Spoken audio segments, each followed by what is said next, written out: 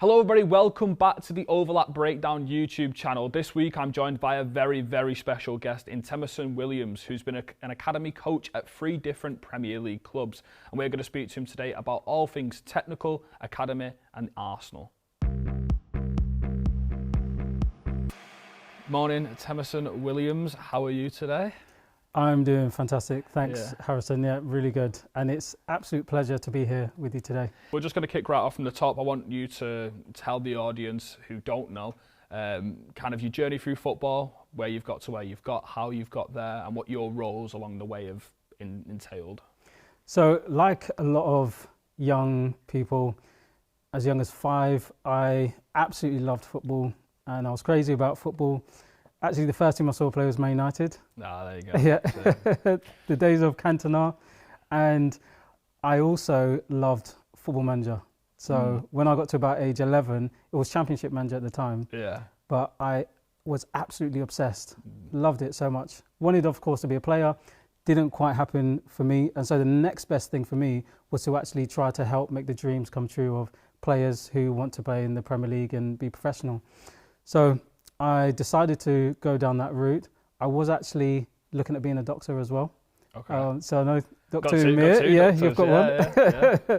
And I decided, look, this isn't what I want to do. I don't want to go down that route. So I finished my biomedical science degree and I decided, right, I'm going to give this football coaching a right go of it. And I started off at a church team. Very interestingly, one of the players is someone who is very well known now, who is Mo the comedian.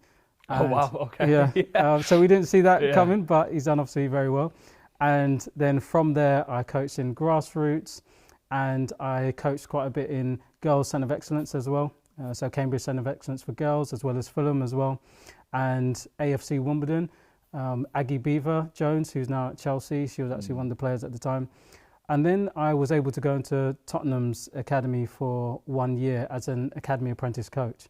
And that was absolutely phenomenal. So the coaches who were there at the time, Kieran McKenna, who of course is Ipswich head coach, Justin Cochran, who's at Brentford in their first team, Matthew Wells, who's at Tottenham Hotspur's first team as well, and Chris Ramsey, who was at QPR and obviously at Spurs. And that was a really fantastic grounding for me going forwards. I was also doing my badges at the same time, so doing my B licence, and I also did a Masters in Sports Science alongside it. Nice. And I also had the pleasure of being able to co-author a book with Dr. Misha Jervis, who was my mentor as well. And she was a former England women's first team psychologist. And then from there, I was able to progress to Southend, where I worked with their 15-16s age group. And then I went to Fulham for 2 years, and I spent most of my time at Arsenal for 5 years as well. Oh, that's a brilliant career. Like, you could sort of see like the climate of your career was, you made a jump from women's football to academy men's football. Is at the time where you made that jump, was that kind of in your head a big jump? I know a lot of coaches go through the game professionally, going from academies to senior teams and then women's football to men's football. What was that like? Was there anything that you translated well, or? So for me, it was all about, I need to get as much experience as possible. And I had a mentor who gave me the opportunity to work within Centre of Excellence. And honestly, the standard was fantastic. And I'd encourage any coach to work in the female game as much as the male game as well. And I think that provided a good grounding for me. I remember, for example, we had a parents' evening, and I had to speak about a player potentially was going to be released, and I just kept it very positive. And the coach next to me, was the head coach, said, look, actually this is the case. And it was a good grounding for me to understand that, especially when it comes to parents and players, you need to be as honest as possible, especially in the academy setting. So that provided me with a good foundation to then go forward and work within the boys' game. Yeah, and then obviously after that, Tottenham as an apprentice, I mean, that's a pretty big leap even as an apprentice, to go there and do that entire year. You mentioned some of the coaches who were there with you. Kieran McKenna, probably the most prominent one in terms of what they're doing now. Was that a kind of class where you were looking at it and you were going, like Kieran McKenna, did you just look at him and go, this is where I want to be, like the standard being so high in that coaching setup? Was that Was that like an overriding feeling that you were surrounded by incredible coaches who've gone on to do stuff now? Yeah, it was an absolutely incredible experience. Yeah. And I think I was very fortunate to be there at that time with the obviously coaches who were there and what they're doing now. Yeah. I didn't actually know that I would get the opportunity because I potentially might not have, and I decided, look, I'm going to leave Cambridge Centre of Excellence for girls without knowing that I'd have the opportunity to go to Tottenham. It hadn't been confirmed yet. And so when it was, obviously I was overjoyed. And just being there, I remember a session that Kieran McKenna did, and it still sticks out with me to this day. He talked about your shoulder depth when it comes to taking the first touch. Since I've never heard a coach ever talk about it in my life. Yeah. And I was like, wow, this is the level that we're at now. And the level that I need to understand to be able to take forward. And so as a coach, it really helped me to understand how do you put sessions together which really support the players in their development from a technical perspective as well as a tactical perspective. At the time as well, Tottenham, they were utilising video analysis and performance analysis, and that was obviously critical as we see now going forwards. And so having that experience of what they were doing there and how it translated onto the pitch was really good for me to understand too. Yeah.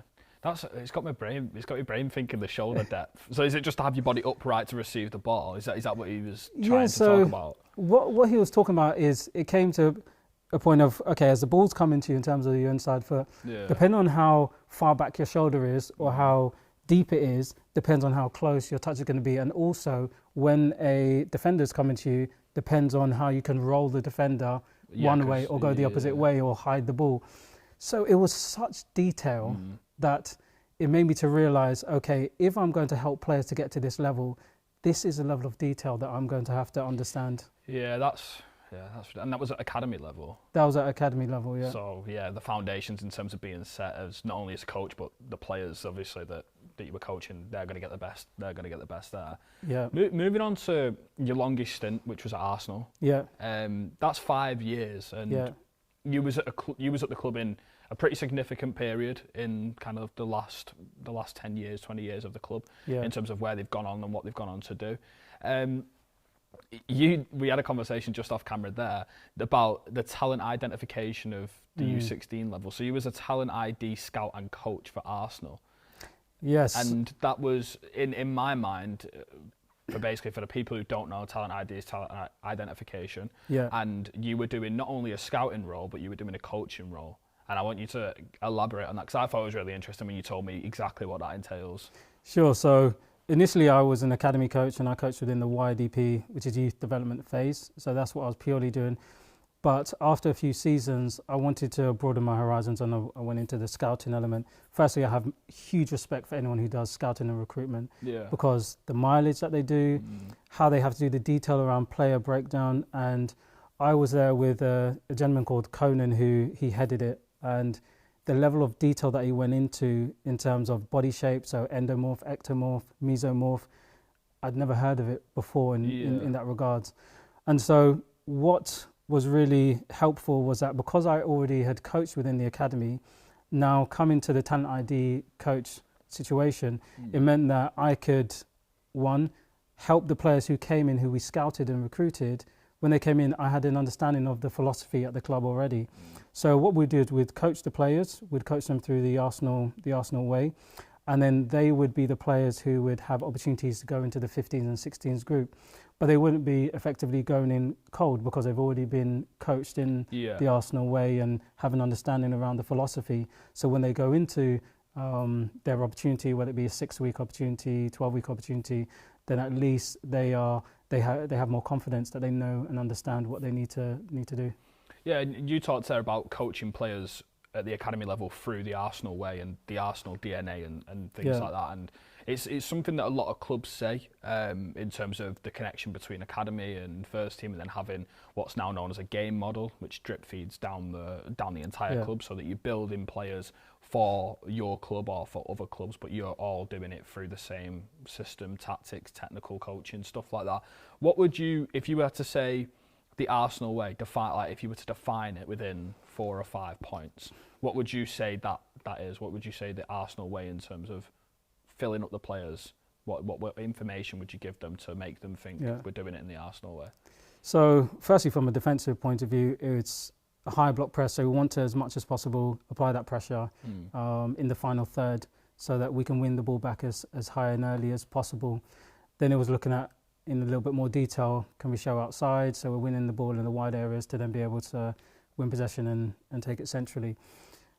In terms of possession, when we had the ball, so looking at our shape from the back line, can we try to play through the thirds, and can we try and play quickly through the thirds with our goalkeeper having a high and wide fullbacks, try to flatten off what's called flattening off the back line. So looking at having our wingers as high as possible, so that when we're able to play forward, we can quickly move the ball into those areas, into the final third for our attacking three to be able to create goal scoring opportunities.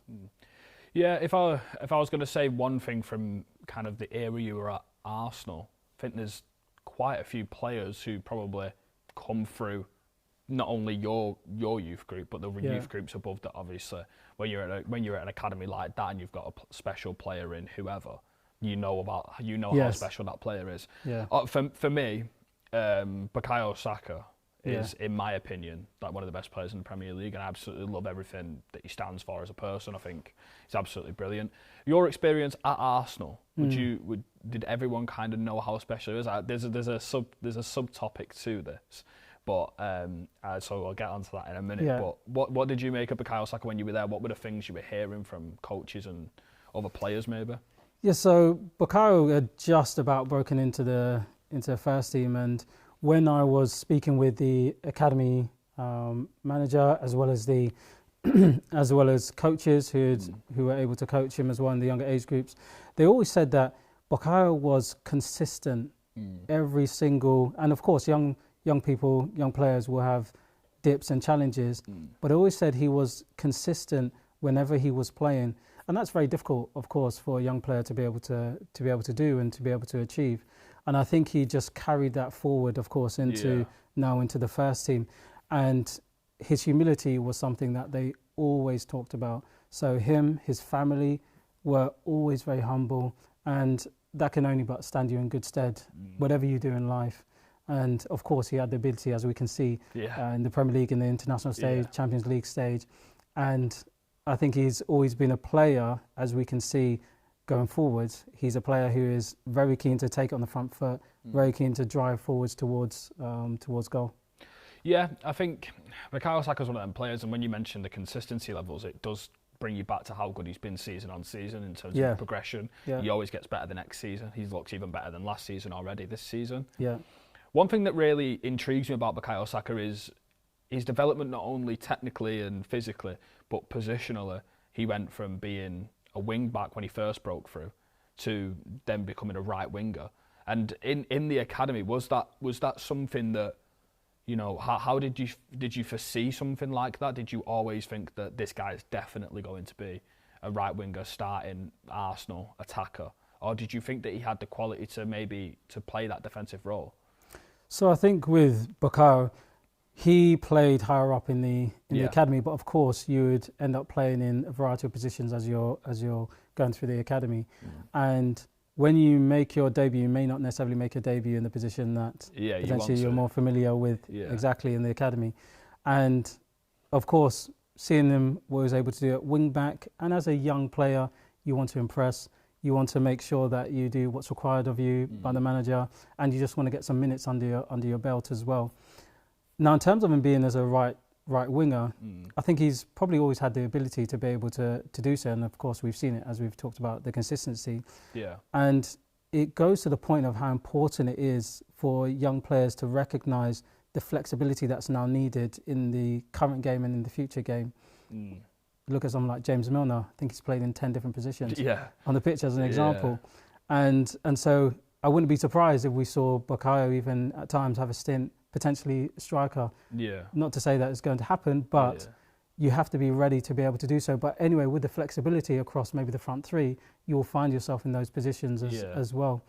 And I think in terms of the modern game, of course, with fullbacks going on the overlap, you're going to have your wingers being able to come inside and effectively operate in that half space to be able to create and score goals. And you see how often Bukayo gets into the half spaces to be able to finish across goal or slide someone in.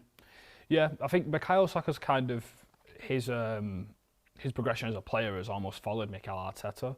I always feel like they grow together and like they get better together. And obviously this season they've not started as well as they would have liked to in terms of the league form and stuff. But when they've both been on the game, when Arsenal had like 11 men on the pitch, when Bukayo Saka's been fully fit and started, they just look 10 times better than they did the season before. It's always the case. One thing that I've noticed a lot under Mikel Arteta is when he come through, when he was a young coach and he started, there was a connection between Mikel Arteta and the academy in terms of Smith Rowe, Eddie Nketiah, Bukayo Saka, players like that, when they were coming through. I think now people are much more aware of this. Obviously, Eddie Nketiah and Emile Smith Rowe both left the club, and there was a bit of a tornado that come about in the summer transfer window. Was that when Chido Obi left Arsenal as a 16-year-old to go to Manchester United, a lot of people were saying that he's left for the money kind of aspect, he's whatever, but then he apparently said that he left because the pathway was better. Do you think that the pathway and the link between the two has gotten better since you were there? Like, or did you feel that when the titles were on the line and when you were going for stuff, it's so much harder to do stuff like that? So I would definitely say from a pathway perspective that at Arsenal, the pathway has increasingly become stronger between the first team and the academy. Of course, we have Per Mertesacker, who's the academy manager. Yeah, he's now working in the... And he's working in the academy, and that's a crucial link.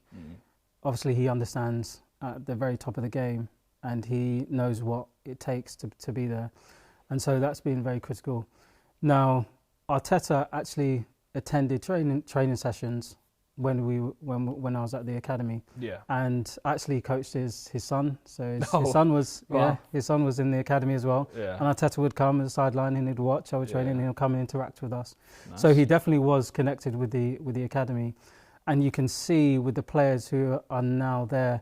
You see obviously Ethan Nwaneri, you see Miles, you saw Jack Porto, who made his debut in goal as well. Aidan Heaven, who made his debut as well. Maldini. So you can see the amount of players who are coming through, and with, of course, Chido going to Man United, that's great in terms of the pathway there. And sometimes the pathway may not be at the club. It might be that you might have to leave to go and find another pathway for yourself, which is also success for the academy as well. Of course, yeah. And I think that's important to recognise that every single player is not necessarily going to be able to break through to the 18s, through to the first team, but at some point you are also going to leave the club. So whether it's at under 12, whether it's at under 16s, whether it's at scholarship, whether it's actually you've had a career at the club and now you're leaving the club to go on to other things. So I can definitely see, and I think that fans can see it as well. They can definitely see the amount of young players who are coming through, and probably one of the next ones might be Max Dowman, of course, who's making waves and headlines, and you just hope that the pathway obviously continues for him, and he's a great kid, and you can see what he's doing obviously in the under 18s. Yeah, I think when clubs get better, so like when Manchester City were starting to win loads of Premier League trophies and stuff, they then started to bring through so many more players who were that cut above, so like Cole Palmer's, Rico Lewis, Phil Foden, stuff like that. But with Arsenal now, they've done the same. So when they're getting closer to touching a title, then now the academy's also improved because of how much the first team has improved. And it feels like it just drips down. And you mentioned there, Ethan Nwaneri. He is exceptional, isn't he? Yeah, he's a very exciting young prospect, and of course he's making his debut at 15 and being able to be around the first team. And of course there are some players who go out on loan, but for his development, it seems that at the moment it's best around the first team, and he's getting his opportunities. And I guess he can definitely learn from someone like Bukayo. Odegaard, in terms of the positions that you see him play in. I watched him against Bolton. so I think Manchester United were on, but then I watched the highlights, and then I watched the goal he scored, and then I seen him come on against Inter away at the San Siro, and I was like, wow, so this is probably going to be the new kid on the block kind of thing. Not just him, but Max Dowman. For people who don't know, is he still 14? He is still 14, yes. Yeah. So Max Dowman is an academy player at Arsenal who's been playing in the U18s as a 14-year-old and is basically putting a headline on top of newspapers every single time he makes a start or makes a game. I think he played for the England's under-18s. He has, yes. He became the youngest scorer in the UEFA Youth League as well. Which is just absolutely insane. And I think we spoke about briefly off camera that he was one of the players that you kind of worked with and stuff. Yes, yeah. Obviously not going to put too much pressure on him. He's still 14 years old. Yes. But yeah, you really spoke highly of him on the phone. So Max, when I first actually got to Arsenal, he was a under 10. Yeah. And I'd heard of him because everyone's talking about Max. I hadn't seen him play. Yeah. And so I was like, okay. And then the next season, he was playing up in age group and he's playing in my age group. And I was like, okay, this kid is... He's elevating a bit quick. Yeah, he's going. He's really exciting on the ball. He loves football. And by the time I was actually supposed to coach his age group, he was no longer... he was already gone up one. That's actually crazy. One or two. And it was just, again, his humility was just second to none. And his just focus from a young age. You could just tell that he was just really focused on trying to be the best that he could. Yeah. Look for the next challenge. So he was someone who always wanted to have the next challenge, and that's why, of course, you saw him at under 18s even make his debut at, I think, 13 years of age.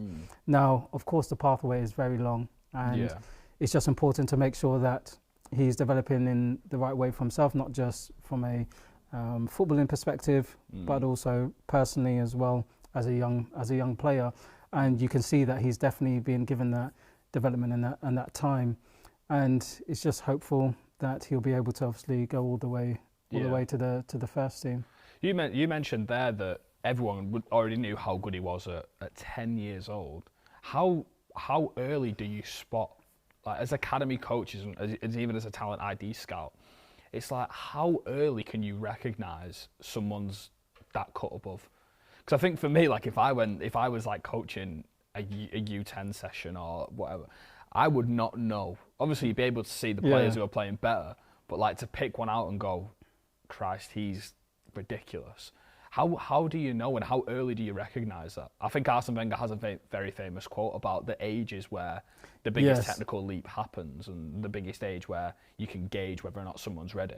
How do you do that at such young ages? So for young players, it's really important just to make them be as comfortable as possible with the ball. So both right foot, left foot, being able to dribble with the ball, being able to be agile on the ball where possible in terms of their turning. And the quote that you mentioned around Arsene Wenger, it's really critical, especially up to 11 years of age approximately, for them to be able to develop that, because as they grow older and obviously they go through their growth spurts, it becomes more difficult for them to have that muscle memory. So the younger you can do it, the easier it is for them as they go older. And I think probably at those age groups, maybe Max probably stood out in that way. Yeah. Of course, there are other players as well. Yes, there's physical differences too. And of course, in terms of under 18s, Max has grown into a body where he's able to handle physically under 18s level as well. And other players who may be just as technically proficient, maybe they just don't have the physical capabilities yet to be able to manage that level, but it doesn't mean that they won't be able to get there. Now, the other thing to look at as well is, okay, what do they understand before they get the ball and after they have the ball as well? Because that's quite hard to do. As a young player, if you're able to understand how to find space and to be able to receive in space where your peers may not be able to, that also gives an insight into, okay, you're seeing the game a little bit differently now, in comparison to your peers. And it doesn't mean to say that they won't be able to catch up or see it in a similar or different way in relation to off the ball. But being able to do that from a young age and find space is a very difficult skill to be able to do. And I think that's also one of the things that he was able to see. Yeah, I think covering the great players that you've seen at Arsenal, if you could say there's one player who maybe has made the jump, who you thought was probably the most technical player. I never like asking academy coaches who the best player is, because environment plays a huge aspect of it. So when we asked Rennie Mullenstein, when we asked Neil Harris, they both said Ravel Morrison. Whereas if I asked the best player, they would probably say like Marcus Rashford, for example, or Paul Scholes. So for you, who do you think is probably the most technical player you've seen come through the academy? Hands down, Marcus Edwards. Really? Yeah. Wow. Marcus Edwards. When I saw Marcus Edwards at Tottenham, I thought I saw the English Messi. Wow. He was that good. And he was playing an age group up at the time. He was just so quick on the ball, with the ball at his feet. It was ridiculous. It looked too easy for him. You know, at 16, even though he was a younger, he was under 15s, it looked so easy. And so I'm not surprised when Pochettino came out and was saying what he was saying about Marcus Edwards in relation to him, what he could then end up doing. And it's really good to see that obviously now he's fulfilling his potential. We're seeing what he's doing at Sporting CP. And of course there's been talks of potentially him coming back to the Premier League. Yeah. But he was definitely standout. Ruben Amorim is going to bring him to United. That's what you want. No, I weren't expecting that. I wasn't actually expecting a Tottenham player in the year that you were there, obviously. And I just thought, I just didn't expect that. He is a brilliant player. Yeah, but do you know why as well? I think because Tottenham, the philosophy was a lot around 1v1 domination, especially from the younger age groups. Yeah. So the younger age groups, there was a lot of things around turns, chops, something called 6-4-2s, breakdown, was all around the biomechanics as well of the movement. And that's something that Chris Ramsey and John McDermott really honed in. And that's why whenever you'd play a Tottenham team, 1v1, you had a tough time. Yeah. Well, you can see that in Mikey Moore. Yes. Who's just broke through now. And he's very technical 1v1. Very Marcus Edwards-like, if you like, in terms of the way he runs it with the ball at speed and the turn he can do. It's very interesting that you mentioned biomechanics, and I think that's something that is like a grey area in the social media where you can only really talk about it if you've coached it and if you study it and you've done a master's in it. So I think it's fair to say, not biomechanics entirely, but sports science.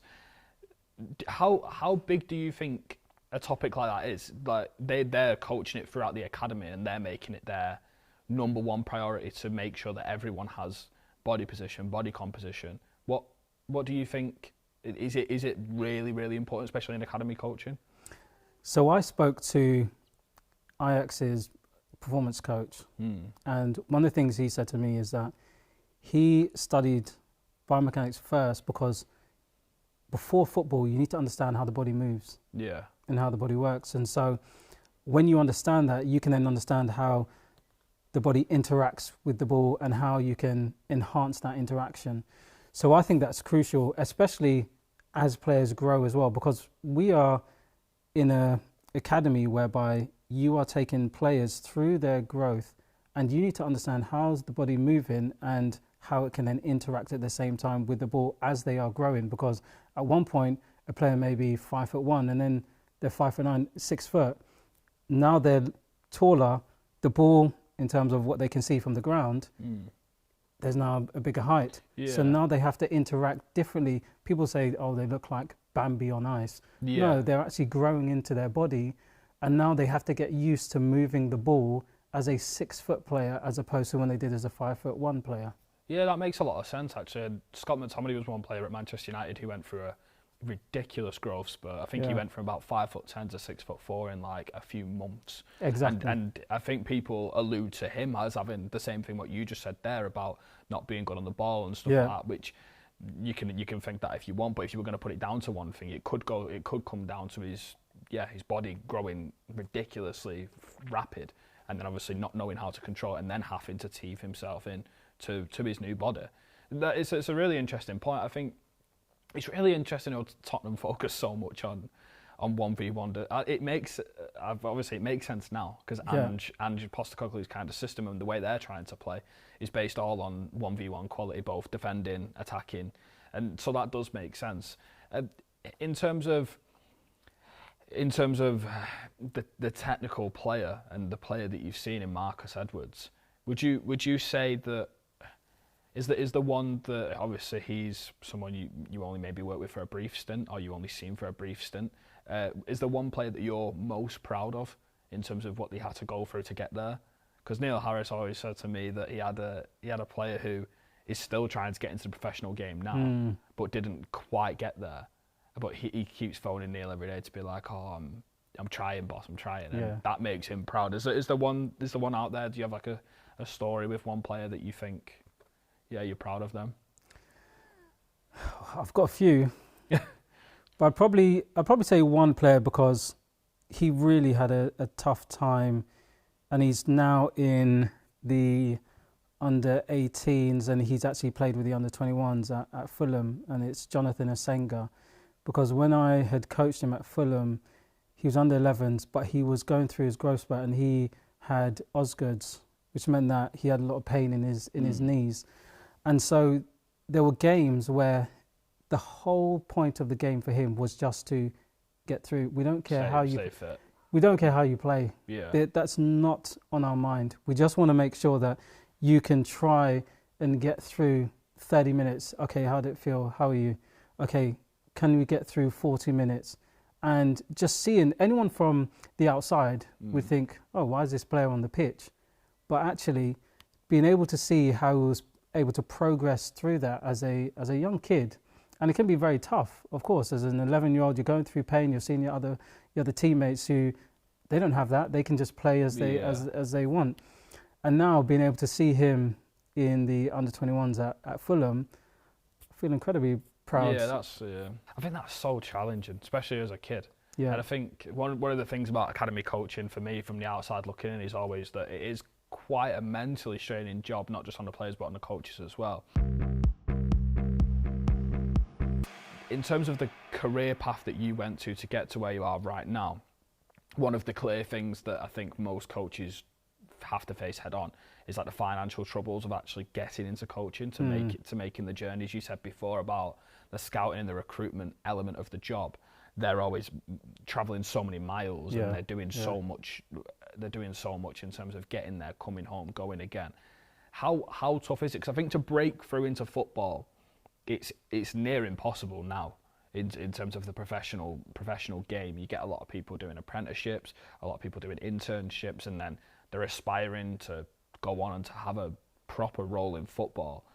It's so hard, isn't it? It's ridiculously hard. It's incredibly hard, but I want to give your audience some encouragement, because I never had any family members in the game. I never played in an academy, and I never played first team. I've just played in my university, and I didn't have anyone else who was with me at the same time as well. So if you look at it, I really didn't have any inroads to be able to get there. And one of the things I always say to coaches is you've got to set yourself a plan.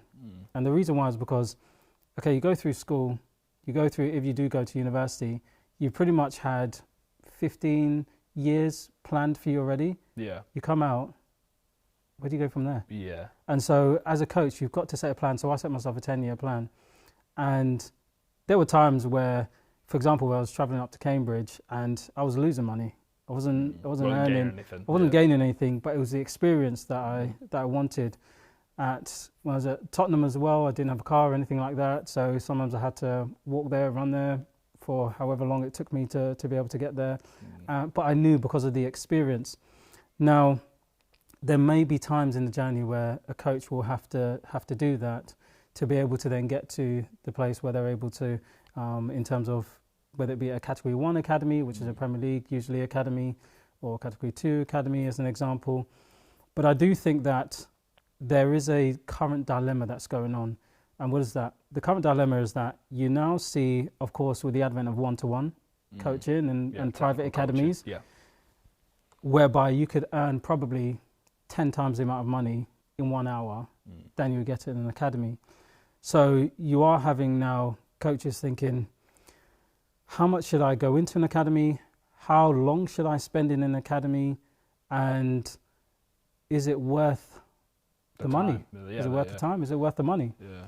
And obviously, knowing the economic challenges that people are having, it's definitely a real challenge. And I think it's something that needs to be considered in addition to obviously cost of qualifications as well. So one of the things that I try to encourage coaches with, and I had a chat with someone called Debedan Osakita, so he used to work at Goldman Sachs.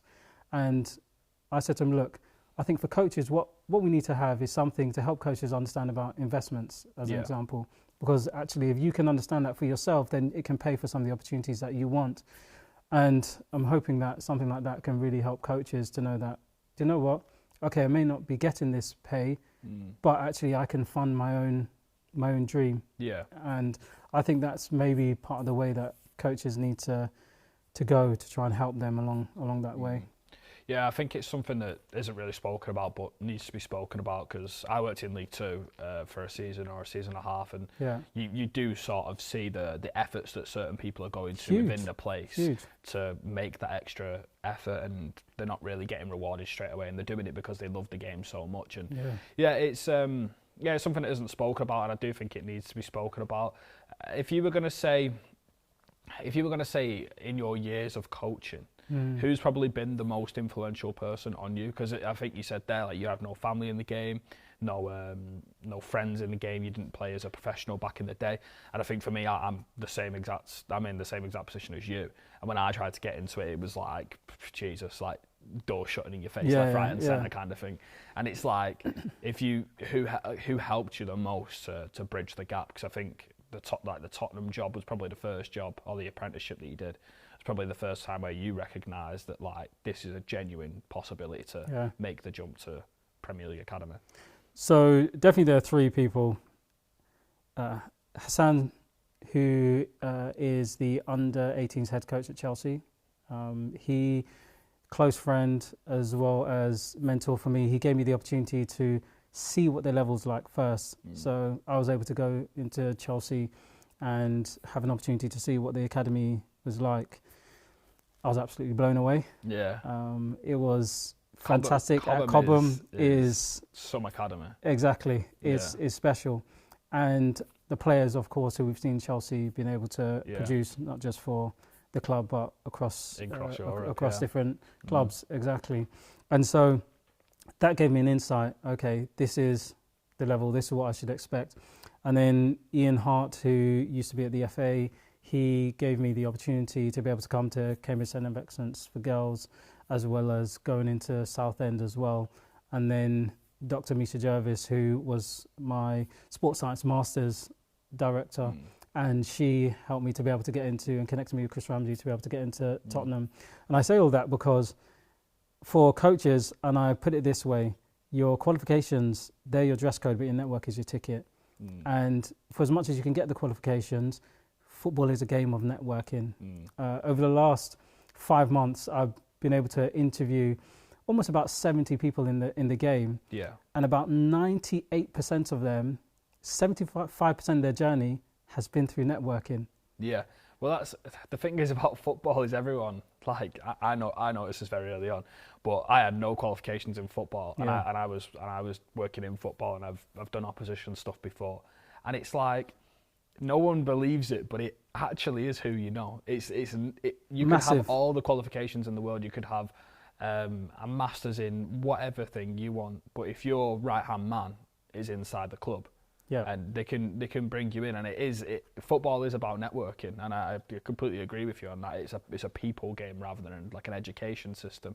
And it's really positive because people look at it to say, right, it's networking, so that means that because I don't know somebody, it's more difficult. Actually, if you flip it, with networking, it means you can connect with absolutely anyone, and you will be able to find, it only takes one person, and you'll be able to find an inroads. Whereas if you're just going down the traditional route of CVs, applications, not to say there isn't a place for that. It's a massive pool. Massive pool, and it's only depending on the jobs that are advertised. Yeah. So that's always going to be limited, but your network can be as broad as you want it to be. And that's why I always encourage coaches as well. Get on especially LinkedIn and X, because those two are where the professionals are in terms of the game. Yeah. And so if you get there and you're able to connect with people, you'll be pleasantly surprised how far you'll be able to, of course, we connected. Yeah, that's just true, actually. Yeah, I think it's a key thing in football to be always connected and stay within kind of the network of everyone. Yeah, I'm just going to move the conversation on a little bit towards. This is something that we speak about quite often on the channel, and it's that technical coaching, especially in youth levels, we believe that the game has tailored a little bit more to kind of a structured approach, and that the individual brilliance in youth academy football is very rare to come about in elite academies, in terms of them players being tailor-made for a system, for a game plan, a game model, a tactic, whatever that may be. Do you believe that when a person or when a player makes a jump from academy to professional football, they have to have, we always say, technical, physical, or tactical? Which one would you say, I think, across academy coaching to make a jump and that's most valued in senior football? Ultimately, if you don't have the technique, you're just not going to make it. Yeah. And that's the reality. You've got to be able to receive play under pressure. It's crucial. And that's why that starts right at the foundational level. If you can't do that, you're not even going to touch first team, or you just get found out. And one of the key reasons why as well is because you don't have to be thinking about, okay, the ball's coming, okay, I need to make sure, and you're focusing on the ground, I need to make sure that the touch is within 2 yards of me. By that time, you're already closed down. You've closed down, you're clattered, it's not going to happen. And so what it allows you to do by having that technical proficiency is it frees up your mind to be able to see, okay, 2-3 steps ahead. Okay, this is what I'm going to do when the ball comes to me, because I already know my technical ability is assured in that way. Yeah. And so that's foundational. You have to be able to do those as a basic. Now, in terms of the physical aspect, I think it does also partly depend on countries as well. Of course, you see in some countries whereby you don't necessarily have to have what people call the athletic ability as much to be able to survive and to be able to thrive. You see the likes of Xavi, for example, didn't necessarily have the best of physical profiles, if you want to say, as a football player, but obviously has been one of the best midfielders in the world. And so it also depends on that aspect. But if you can think quite quickly, then it almost doesn't matter to an extent the physical necessities of certain games. And then I really like this saying from Arsene Wenger in terms of stamina and motivation, because at some point everyone is just as good at each other. It's who's going to go that bit further, who's going to be that much more consistent. And I think I remember a story from Gareth Bale, when he went to Real Madrid, and he wanted to get in early, and he got there and he saw a car. He's like, who's here? Yeah. Who do we think? Cristiano Ronaldo. Ronaldo was there 2-3 hours earlier. And there's a reason why he, of course, is one of the best players in the world for decades. And so you have to have that consistency as a player to want to keep improving just 1% better each and every day. Stamina in motivation is like a really good phrase, in it, to have the stamina to keep motivated and stuff superb, like that. Yeah. And obviously Arsene Wenger's seen it how many times over. I know, yeah. The amount of players that he's probably coached and just thought, he'll probably know straight away after a few weeks, like, who's going to make it and who doesn't make it. And it's testament to what you're saying there. In terms of the tactical element of football, we've spoken about on here that it's becoming a lot earlier through the stages, and now they're introducing tactics well earlier than what they used to. Would you say that when you was coaching, did you see how much through the years, did you see how much bigger of a impact it was having on the game, in terms of maybe being told to play a system, you have to do this, and you have to make sure a player can do this, they have to play this position? Have you noticed a lot more of that recently? Definitely. It's definitely become a lot more tactical from an early age. And I remember I was coaching on the 11s in the academy, and we were teaching them how to do Man City's ringing in the block. Oh, wow. And even I was like, wow. But the players were able to do it. Now, is it right to be able to do that? I mean, there's questions both ways. Of course, you want the players to be able to play freely, rotating positions, and not having to think about that. But there's also, I guess, a partly in terms of stretching the players in that regards, and seeing, okay, how would they react if this is part of our game plan? Yeah. To be able to win possession, which was the ringing in the block element. I do think that we want to maintain as much as possible for players to be able to see the game however they see it at a young age and to express themselves on the pitch. Because, as an example, whenever I say this name, everyone always smiles. If I say Ronaldinho, you always get that reaction. Because whenever we think about Ronaldinho, he's just playing freely. And of course, I understand that he's a generational talent. Not everyone can be a Ronaldinho, but you want a player to be able to express themselves on the pitch, and the tactical element will eventually come. They'll have introduction to it when they get to the youth development phase, and of course, once they get to the under 18s phase, that will then become more and more apparent. But it's really important that from a young age, we don't heavily put tactical elements on them, if at all, because they just need to play freely, play in 1v1s, 2v2s, 3v3s, 4v4s, get used to the ball, get used to maybe playing with one or two mates. But as much as possible, they need to develop that technical ability.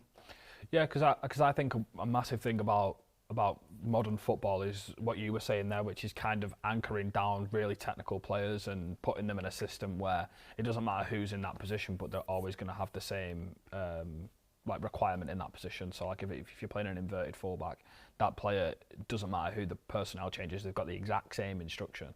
Whereas if one is more technical than the other, then you wouldn't apply that restriction in that tight area of the pitch on them. And I think it's really interesting that the tactical element is coming really far down, because it's like, when will it stop? And in terms of the football aspect, is football's about winning, football's about success and all that stuff, and there's not a meta to learn how to win football and how to make a team that's got a bigger chance of winning a football match than another team. But it seems like everyone's going to a certain brand of football and playing style that works better than something else. So Man Cities. So the Man Cities have they've not cracked football, but they've got a system in place where if we've got 11 technical enough players, the chances are, if we play that game 9 times out of 10, we're gonna win the game. And that is the way football's gone. But see, one thing that I think that needs to be really thought about is, okay, let's look at, if, as an example, you have Mbappe on the halfway line, and for argument's sake, Harry Maguire. Am I going to spend time playing 5-10 yard passes? Yeah, are you going to run? The space is in behind. Yeah. I'm going to play that 30 yard, 40 yard pass in behind, because I know that Mbappe is going to win that race and he'll have more time on the ball to be able to finish. So I do think it's about understanding as well, we're trying to score a goal. When are we going to? When's the moment we're going to do that? When are we not going to do that? Xavi plays that long pass. It's a great pass.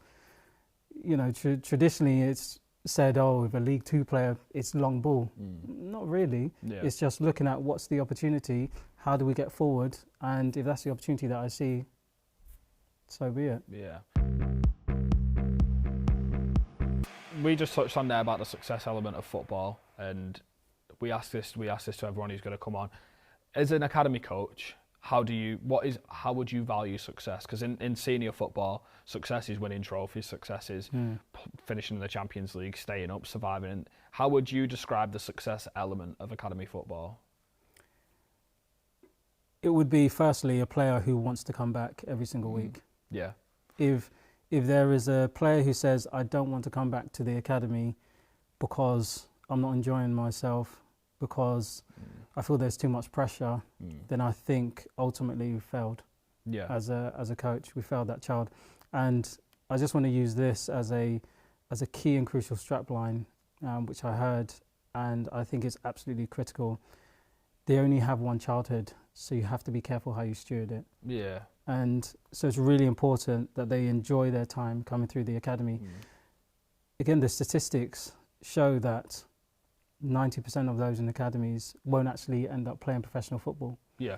And so you need to make sure that they have an enjoyable experience that they can look back on, even if they end up in another profession.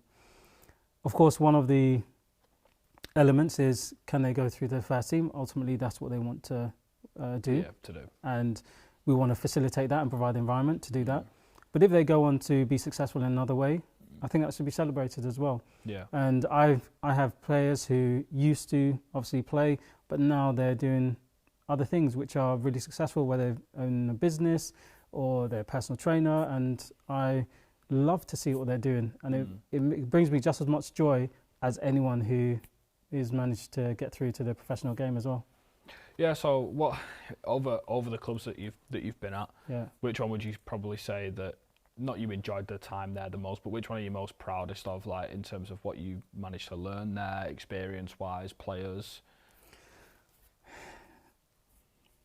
Each one taught me something different, if I'm honest, but there is a player who, and I thought this was unbelievable because it doesn't happen to everyone.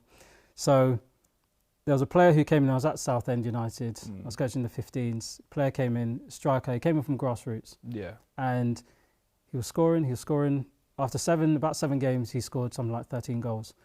We were saying to the academy manager, right, we need to sign this kid, he needs to be here. We were going to Tottenham, and we did things like, we made sure he didn't have a number on his back, just in case. Okay. Just in case. We then played Leyton Orient, and he scored a hat-trick, and the academy manager had come at that time, went across, signed him. In January, so he'd been signed, I think in December, I think it was 2015, I think 2016, he said to me, Tim, I'm going to make my debut at 17 years of age. To the exact month, 2 years later, he made his debut for the club, and he scored from the halfway line. Wow. And he then got a move eventually to Crystal Palace. Sorry, not Crystal Palace, to QPR. And that's Charlie Kelman. And he also played under 20s at USA as well, national team. And he's still playing.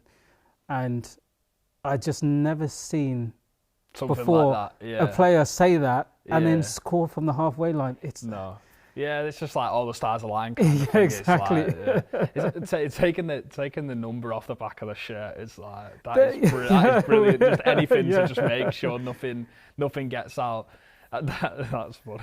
Do you know when you're Category 3 academy, I think because you go to obviously play higher academies and you're always trying to. You're playing the underdog. Keep it down. Keep it down. We've not got that as much player. As possible. You're trying to make sure that you can, hold on to a player. But of course, for their development, whatever happens, you want the best for them. Is there maybe a player in maybe like who's the under 18s now that you've seen? Obviously, I think it would have to be Arsenal, like logically thinking of the ages. But is there a player that you maybe seen over the past like 2 or 3 years who you think has got, who's probably maybe already surfaced, but has probably got the minerals to shoot himself higher up? Yeah, of course, I mentioned Max Dowman. Yeah. He's definitely one. Actually, someone who I'd coached at Fulham, who's actually in the first team now, but he's been on the bench a few times, is Josh King. Yeah. And he plays centre midfield. From very young, he just always knew how to find space. Honestly, incredible. Like I just think it was an absolute pleasure and honour I was able to coach a player like that. And just seeing his trajectory, how I was able to now be in the first team and hopefully be able to play in the Premier League and make a career for himself. So he's definitely a player who I'm watching out for. No, brilliant. I think at Arsenal, there was obviously I watched a lot of the Jack Wilshere stuff. Yeah.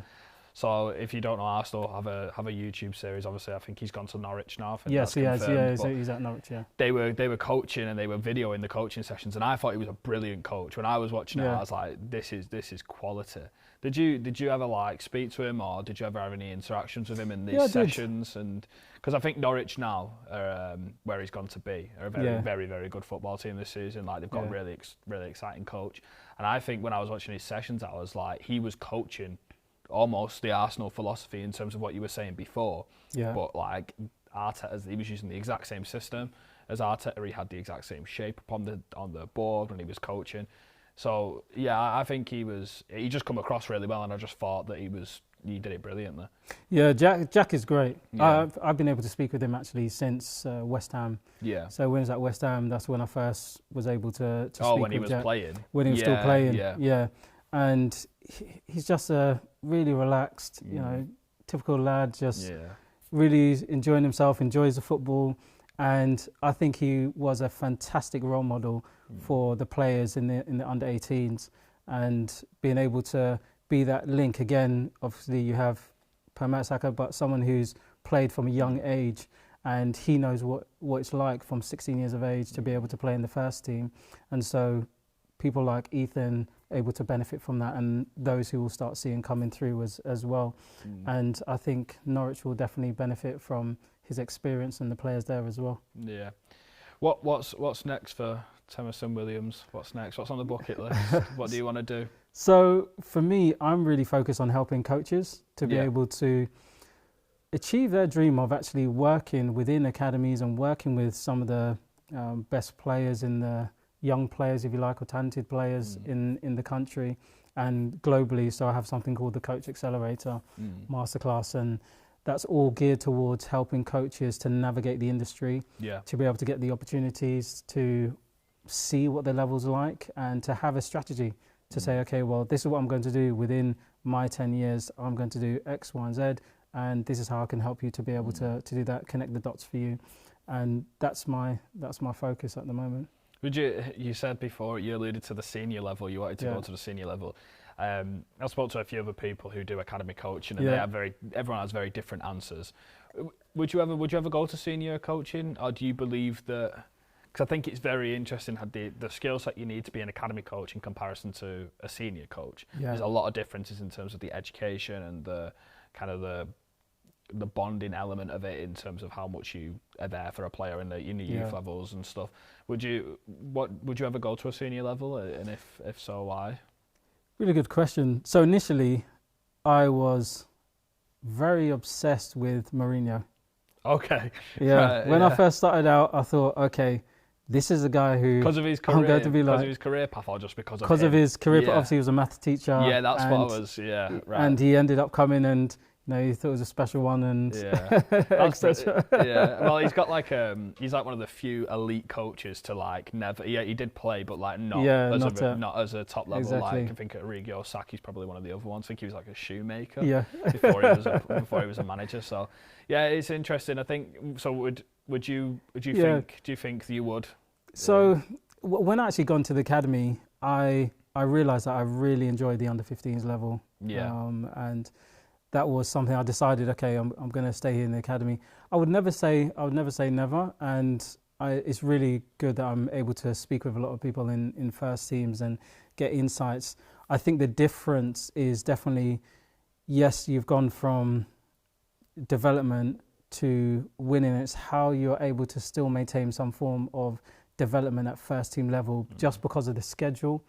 So it's really difficult sometimes to be able to even have those training sessions whereby you can have a bit more development aspects, because you've got to win a game, you've got 2 games in a week, etc. You're traveling, and so I'd never say never, but at the moment my key focus is on helping coaches to either get there to the first team level, or if they want to work in academy level. Yeah, this is just a question, because I just alluded to it there in my head. Yeah. Who do you support? I would say Tottenham. You would say Tottenham? I would say Tottenham, okay. Yes. I do live in that area of London, so North London. But it's interesting, when you work in academies, you just want to see the players do so well, no matter what. You're not too club focused? No, I would if I have to be pinned down I'll say Tottenham. If you talk about outside of UK, it's got to be Barcelona. Yeah. In Spain, Borussia Dortmund. Okay. On my team in the Bundesliga as well. Nice. Yeah. No, yeah. I was just thinking then, because obviously you've spent pretty much your entire career down south. Yeah. But you've got Fulham on there, Arsenal on there, Spurs on there, and I was like trying to pin down like where he might be situated. But no, are you happy at Spurs? Just before we end off, are you happy with everything? Yeah, I mean Spurs. Of course, we want to win something. It's been 16 years. The stigma, yeah, I know. We of course want to win something, but let's see. Ange said second season usually wins something. Yeah. So Europa League. Here we go. I'll take it. Yeah, I'll definitely take it. I think the Europa League's a brilliant trophy to win. Like when we won it under Mourinho, I celebrated it like a Champions League trophy. I was buzzing, honestly. Yeah. I think it's such a prestigious award. I think because you always play a big team in the final. You do. It's like you never play like a really like small team. Like we had Ajax in the final, so it was like felt like a proper European final. Thank you very much for joining us, and thank you obviously to Temisan Williams. And we'll be back next week with another Premier League review or tactics board. So please don't forget to like, comment, and subscribe. And we'll see you next week. Thank you and bye.